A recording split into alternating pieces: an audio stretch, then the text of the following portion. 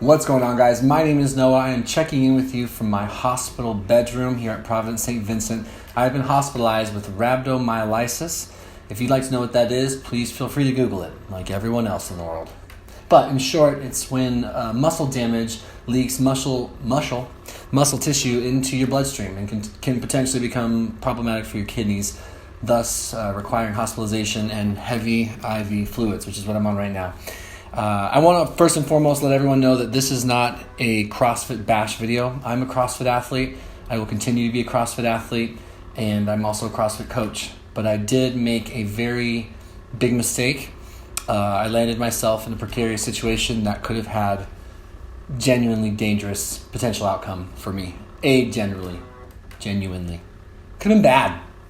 I put myself in a situation where I got rhabdo, and it is something that is cliche for CrossFitters, and so I'm not making this video as a hit piece towards CrossFitters. I'm making this video to potentially save and educate other CrossFitters or any other athlete who are, one, getting back into sports for the first time, two, engaging in a movement that they are not familiar with, therefore they don't know how their body will react, and three, just want to learn more about this and or have ammunition to talk shit about CrossFit.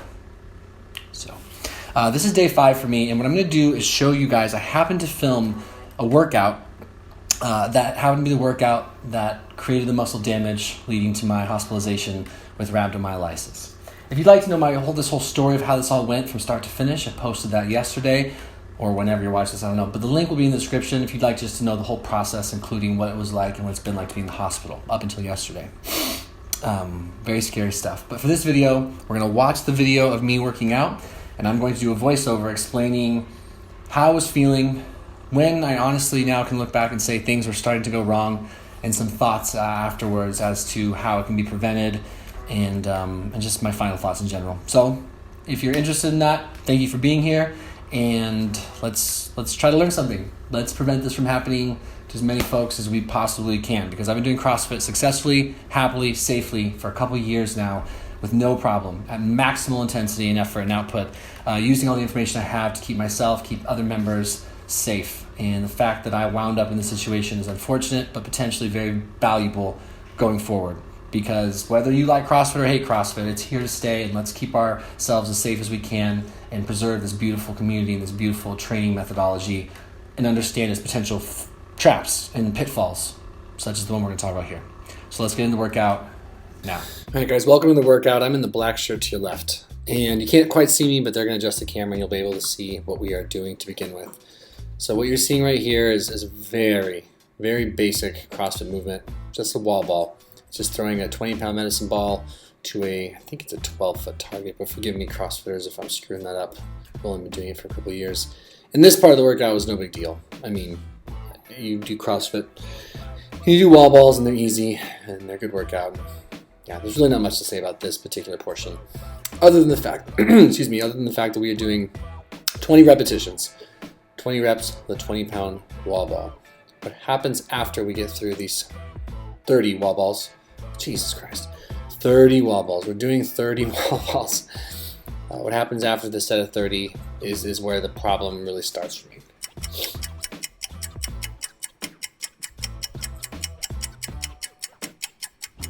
So we just completed the 30 wall balls, and now I'm going to jump onto the bar and attempt a CrossFit skill known as a butterfly pull-up. And it's a new movement for me. I've only ever gotten a few of them, but I was practicing earlier in that class and I started to figure it out. What's particularly damning about this movement in hindsight is that it requires so much control and muscle tension in your forearm and biceps that I had no idea what this would do to my body. I had no sense of what this new movement, this dynamic, explosive, and very difficult movement would do to my body. Now please, for whatever it's worth, this is not my way of saying I was doing a pull-up. This is not a strict pull-up. It's not meant to be. And what you're seeing my compadres here do are kipping pull-ups, a CrossFit kipping pull-up, just like I'm doing a butterfly pull-up. But the amount of pressure and tension on my forearms and my biceps right here became pronounced and obvious almost immediately. Again, I have no experience with that movement. So I can normally do wall balls at massive clips with no problem. This is the first part of the workout that I realized I was in trouble. I did 2 and it dropped because I felt my biceps burning, and I mean really, really burning. Now, I'm not one to say that you should run away from a bit of a burn in a workout, but I knew something was different. Like I immediately looked at my buddy Mark and I told him, I was like, oof, my arms are on fire. Because normally when I do pull-ups, even CrossFit pull-ups, mind you, my arms aren't that involved. They're a little bit involved, but they're mostly just like, I don't know, a linking point for my back. Even with kipping pull-ups like you see my buddy Mark here in the gray doing. Mostly our momentum, our hip momentum, and our back is doing the work. But what I noticed very quickly, or what I realized very quickly, is that the butterfly pull-up is very intensive on the biceps. So I'm sitting here trying to get my stuff together on wall balls, and I have no idea that I've literally started the process of breaking down and damaging my muscles to the point that I might be in trouble. But, I have no reason to believe I'll be in trouble. I've done hundreds and hundreds of workouts, so I get right back into my kipping pull-ups, which I was really pleased to finally get. I know they annoy a lot of people that aren't in CrossFit, but it's just a skill for a different output purpose, it's meant for different things. So this is a set of 20. So I just completed a set of 20 wall balls, and I'm on to my set of 20 for butterfly pull-ups. And I kind of feel like you can see right here that my arms cannot even rest at my side, even right here. They're already kind of blown up. The workout, by the way, since I don't seem to want to tell you guys right off the bat, is 30 wall balls, 30 pull-ups, 20 wall balls, 20 pull-ups, 10 wall balls, 10 pull-ups. You see how aggressive and violent that pull is, and the way I drop down so hard. So what I've learned, and this is something you guys need to be mindful of, is when a movement requires your effort both on the pull and the decline, so to speak, on the negative, those are the movements that are far more dangerous for rhabdo. So things like a GHD sit-up where you're under constant tension, things like, as you see on the kipping pull-up here that Mark's doing, he gets to totally relieve tension and swing at the bottom, which is just not an option in the butterfly pull-up. When I was talking to the doctors here in the ER, they were bringing up the fact that it's those sort of movements, the ones that have, I could be saying this wrong, but an eccentric and a concentric and eccentric aspects of them, those are the ones that tend to be problematic and get people injured, especially when a new movement's like this one is. So right now I'm beyond fatigued. I can barely pull it off. I'm pretty sure I lose it at the end because I'm just my arms are so lit up. And so I sort of just slowly kip through my last couple. And by the time I drop off this pull-up bar, I kid you not, I can barely feel my arms. Barely feel my arms. Like they are so pumped up that they already feel like they're gonna blow. And I just chalked it up to that being normal. I just chalked it up to that being normal. And let me tell you guys, it was not normal. That was the workout that led, that was the catalyst for my rhabdomyolysis. And this is someone who's been working on CrossFit for 2.5 years. And I hope it keeps you guys mindful for when you're trying new movements, especially hard movements, dynamic movements that require so much force and so much effort when you don't know how your body's going to react. All right, guys. Well, thank you so much for watching this video. I think it's also really important to note that after this happened, and this is very important to note, I binge drank that night. I partied that night, and I further dehydrated and exacerbated what was going on with my damaged bicep and forearm. And on top of that, I worked out the next day. So while I believe that this was the beginning of my problems, I did some very avoidable, foolish things to aggravate the situation that landed me in the hospital. Again, watch my video, my rhabdomyolysis story video, link in the description. But otherwise, stay safe.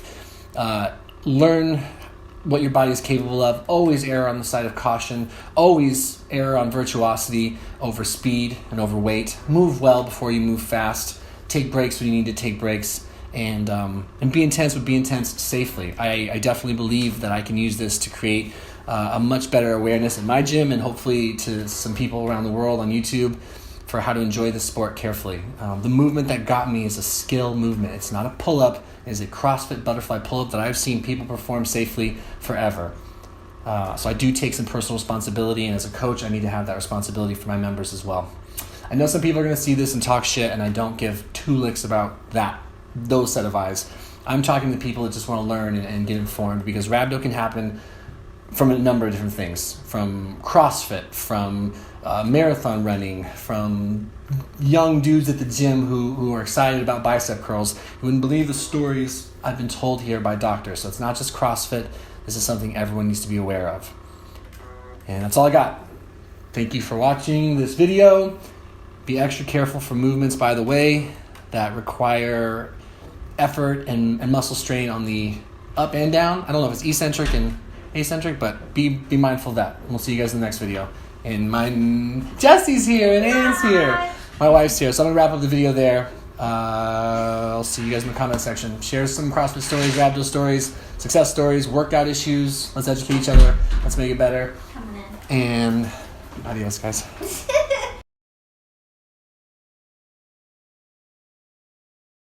You don't have to record that, sorry. No, it's the perfect exit. Hi, sweet ladies. Hug your bud. Oh my gosh. Oh, It's good to see oh my god. Oh no, I'm so sorry. Oh, don't be sorry. It's okay. Here, have some micronutrients. Oh, thank you. I'm just